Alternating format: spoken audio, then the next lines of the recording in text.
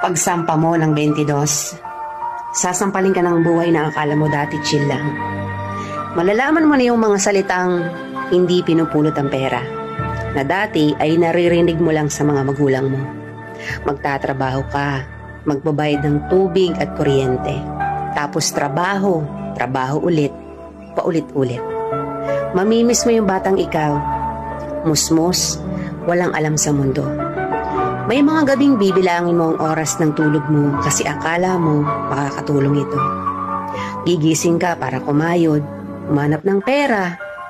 Perang akala mo sapat na.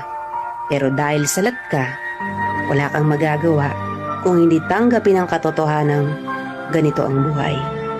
Katotohanang dahil malaki ka na, malaki na rin ang bigat na papasanin mo. Dahil ngayong 22 ka na o 23 o 25 ka, malalaman mong hindi ka na lang nabubuhay para sa sarili mong pangarap. Real talk yan.